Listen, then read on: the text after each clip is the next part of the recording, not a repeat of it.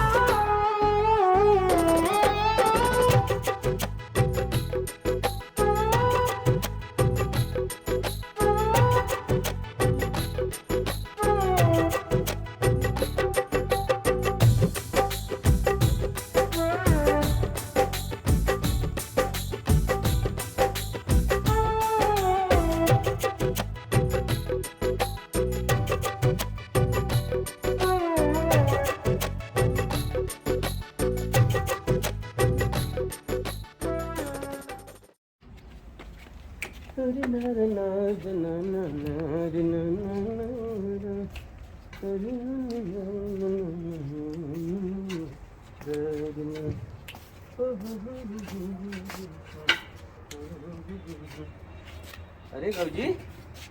हाँ भैया दीपक, बड़े दिन बाद आए। अरे बस ऐसे में चला है, क्या करत है ये? अरे भैया वो इतनी गर्मी आ गई है, फूल वाले पौधा सब खराब हुए जा रहे थे, सोचा थोड़ा सा पौधा को देखभाल कर दे।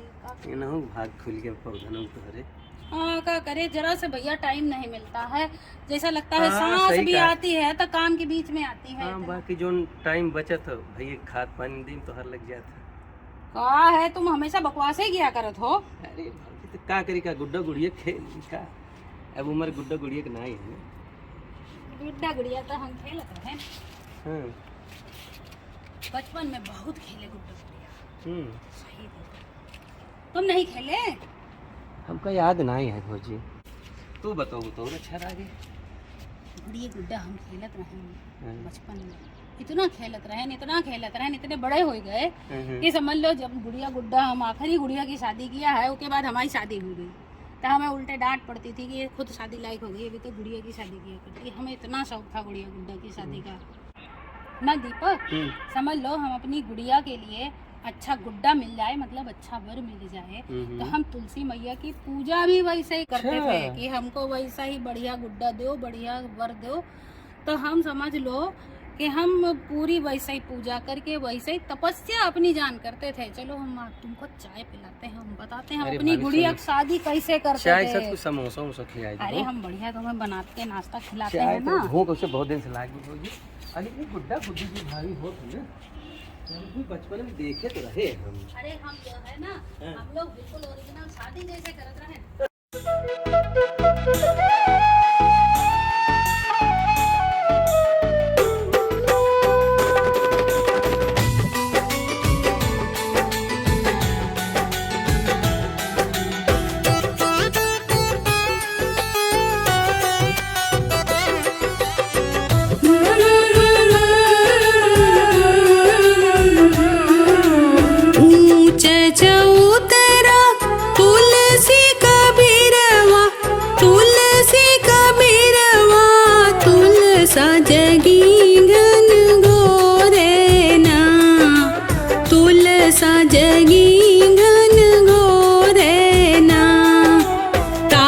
चढ़ी बैठे शुभांगी के बाबा, ता चढ़ी बैठे बैठे शुभांगी के नाना, पूजत सालिग रामाना।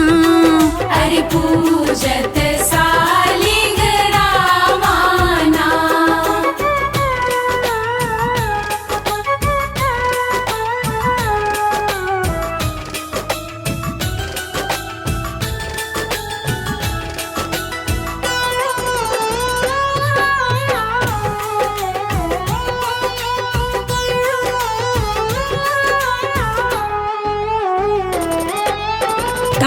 चढ़ी बैठे शुभांगी के बाबा, शुभांगी के नाना, पूजत सालिग रामाना। अरे पूजत सालिग रामाना।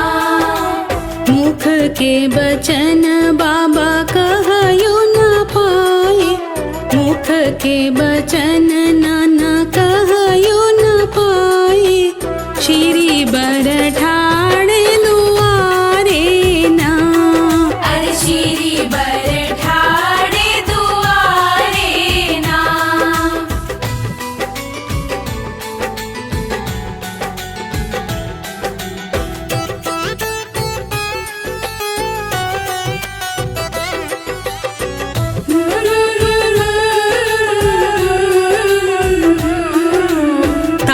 चढ़ी बैठे शुभांगी के चाचा, शुभांगी के मामा, पूजत सालिग रामाना।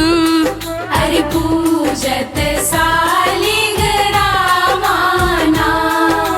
मुख के बचन चाचा कहयो न पाए, मुख के बचन मामा कहयो न पाए। श्री बर ठाणे दुआरे ना। अरे श्री बर ठाणे दुआरे ना।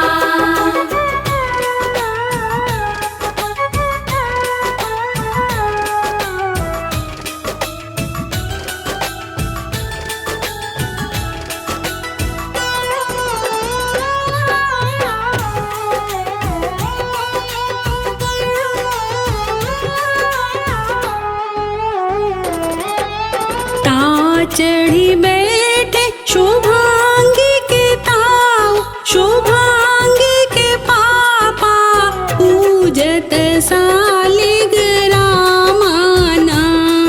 अरे पूजत सालिग रामाना।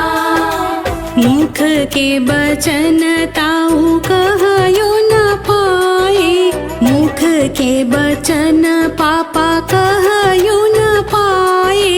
श्री बर ठाणे दुआरे ना। अरे श्री बर ठाणे दुआरे ना। ऊंच चौत